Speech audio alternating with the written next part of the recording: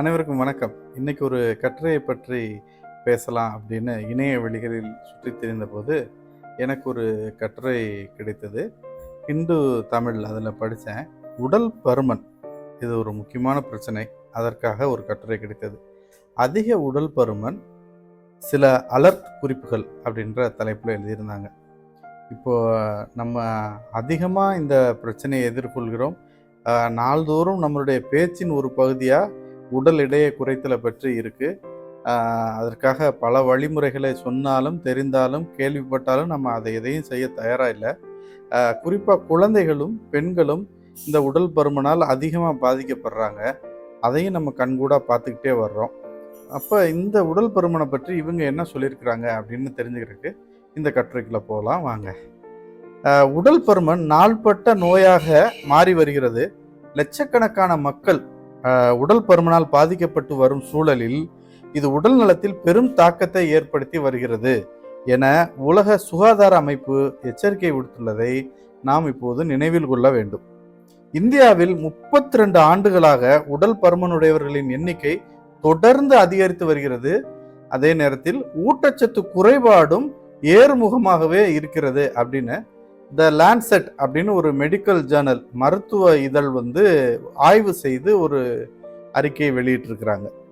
அப்போ இதுக்கு முக்கியமான காரணிகளா என்னவா இருக்கும் இந்த உடல் பருமனுக்கு அப்படின்றப்ப மாறி வரும் வாழ்வியல் முறை, ஆரோக்கியமற்ற உணவு பழக்கங்கள், குறைவான உடல் உழைப்பு, இந்த 3 தான் முக்கியமான காரணிகள் உடல் பருமனுக்கு அப்படின்னு சொல்றாங்க. இந்த உடல் பருமன் நீண்ட கால நோக்கில் பார்த்தா உடல் நலத்திலும் சரி மனநலத்திலும் சரி பெரும் பாதிப்பை ஏற்படுத்தும் அப்படின்னு அறிஞர்கள் சொல்றாங்க. இந்தியாவை பொறுத்த வரைக்கும் 18 வயதிற்கு மேற்பட்டவர்கள் உடல் பருமனுடைய அதிகரிப்பு விகிதம் ஆண்டுக்கு 5.2 விழுக்காடாகவும் குழந்தைகளுக்கு 9.1 விழுக்காடாகவும் அதிகரித்து உள்ளது. இப்போ ஆண்களை ஒப்பிடுகையில் பெண்களே அதிக அளவில் உடல் பருமனால் பாதிக்கப்படுகிறார்கள். உலக அளவில் பார்த்தோம்னா 1990 முதல் 2022 வரை குழந்தைகள் இளம் பருவத்தினரிடம் உடல் பருமன் 4 மடங்காக அதிகரித்துள்ளது. உலக மக்கள் தொகையில் 36 விழுக்காடு மக்கள், அதாவது 260 கோடி மக்கள் உடல் பருமனுடையவர்களாக உள்ளனர்.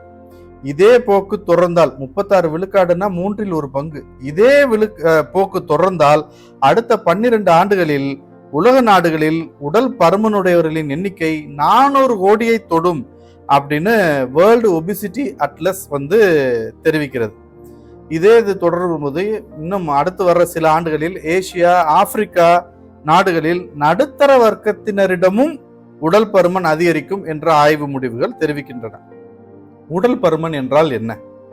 பெற்றோர் உடல் பருமனால் பாதிக்கப்பட்டவர்களாக இருந்தால் ஜெனட்டிக்கா, மரபு ரீதியாக அடுத்த தலைமுறைக்கும் இது கடத்தப்படும். அடுத்தது கட்டுப்பாடற்ற உணவு முறை, தைராய்டு, சில வகை மருந்துகளினாலும் உடல் பருமன் அதிகரிக்கக்கூடும். அதிகப்படியான கொழுப்பினால் உடல் நலன் பாதிக்கப்படுவதை உடல் பருமன் என உலக சுகாதார அமைப்பு வரையறுக்கிறது. அதாவது உடல் நிறை குறியீட்டு எண், பாடி மாஸ் இண்டெக்ஸ், BMIன்னு சொல்லுவோம்ல, 30க்கு மேல் இருப்பவர்கள் உடல் பருமன் கொண்டவர்களாக அறியப்படுவர். அதே நேரம் உடல் நிறை குறியீட்டு எண் 18க்கு கீழ் உள்ளவர்கள் ஊட்டச்சத்து குறைபாடு உள்ளவர்களாக கருதப்படுபவர்கள்.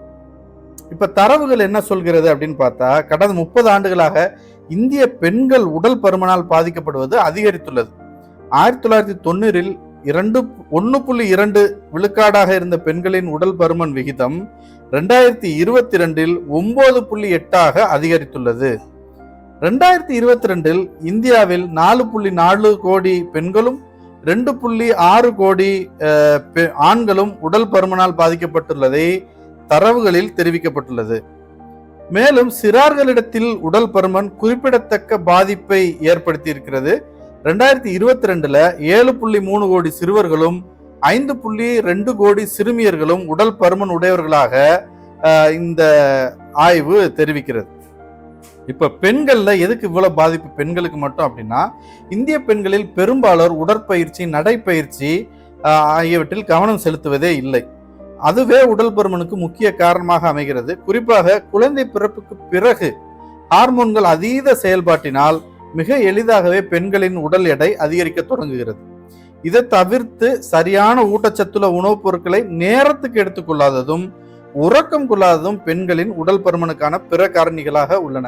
பெரும்பாலும் பெண்கள் தன்னை கவனிக்காம வீட்டில் எல்லாருக்கும் எல்லாம் செஞ்சு கொடுத்துட்டு அவங்க நேரத்துக்கு சாப்பிட்றதும் இல்லை, சாப்பிட்டாலும் சரியானதை சாப்பிட்றதும் இல்லை, எல்லாருக்கும் வச்சது போக மிஞ்சினதை சாப்பிட்றாங்க. அதுபோக உறக்கம் அவர்களுக்கு போதுமான அளவில் இல்லை அப்படின்னு நமக்கு இதுல இருந்து தெரியுது. இதில் கிராமப்புற பெண்களை விட நகரத்தைச் சேர்ந்த பெண்களே உடல் பருமனால் அதிக அளவு பாதிக்கப்படுவதாக தேசிய குடும்ப சுகாதார ஆய்வு எண் 5 சுட்டி காட்டுகிறது. உடல் பருமனால் நீரிழிவு நோய், உயர் இரத்த அழுத்தம், மாரடைப்பு, மார்பக புற்றுநோய், மன அழுத்தம் போன்ற நோய்களால் பெண்கள் பாதிக்கப்பட வாய்ப்பிருப்பதாக மருத்துவர்கள் எச்சரிக்கை விடுத்திருக்கின்றனர். என்ன செய்ய வேண்டும்? இப்போ இதுக்கு என்ன செய்யணும் அப்படின்னா, நம்ம எல்லாருக்கும் தெரிஞ்சதான், நம்ம செய்யாதது தான். அதே இந்த கட்டுரையும் சொல்றாங்க, நானும் வாசிக்கிறேன், கேளுங்க. தனிப்பட்ட முறையில் உடல் பருமனை குறைக்க தீவிர உணவு கட்டுப்பாடு அவசியம். பேக்கரி உணவு வகைகள், துரித உணவு வகைகள், கொழுப்பு, சர்க்கரை நிறைந்த உணவு வகைகளை தவிர்க்க வேண்டும். என்னென்ன சாப்பிடலாம்? காய்கறிகள், சிறுதானியங்கள், நார்ச்சத்து, புரதச்சத்து கொண்ட சரிவிகித உணவு முறைக்கு மாறுவது உடல் பருமனை குறைக்க உதவும். முறையான உறக்கத்தை கடைபிடித்து ஒரு நாளைக்கு 20 நிமிடங்களாவது உடற்பயிற்சியில் ஈடுபட வேண்டும். இவற்றை சரியாக கடைபிடிப்பதன் மூலம் உடல் பருமன் குறைந்து நோயற்ற வாழ்வை நம்மால் உருவாக்கி கொள்ள முடியும் அப்படின்னு இந்த கட்டுரை முடியுது. நம்ம எல்லாருக்கும் தெரிந்த விஷயம்தான், இந்த பிரச்சனையும் தெரியும், இதற்கான வழிமுறையும் தீர்வும் நமக்கு தெரியும். நம்ம அதை செய்யறதில்லை. தவிர்க்க வேண்டியதை தவிர்ப்பதும் இல்லை, செய்ய வேண்டியதை செய்யறதும் இல்லை. ஆகவே முறையான உணவு, சரியான தூக்கம், சரியான உடற்பயிற்சி இதெல்லாம் செஞ்சுட்டு தவிர்க்க வேண்டிய உணவை தவிர்த்து சரியான உணவு பழக்க வழக்கத்துக்கு வந்தாலே இந்த உடல் பருமனை தவிர்க்க முடியும் என்பதை இந்த கட்டுரையை வாசித்து முடிக்கும் போது அறிந்து கொள்ள முடிகிறது. நான் வாசித்ததை உங்கள்கிட்ட பகிர்ந்துக்கிட்டேன். இன்று இந்த கட்டுரையை பற்றி பேசியதில் ரொம்ப மகிழ்ச்சி. நன்றி, வணக்கம்.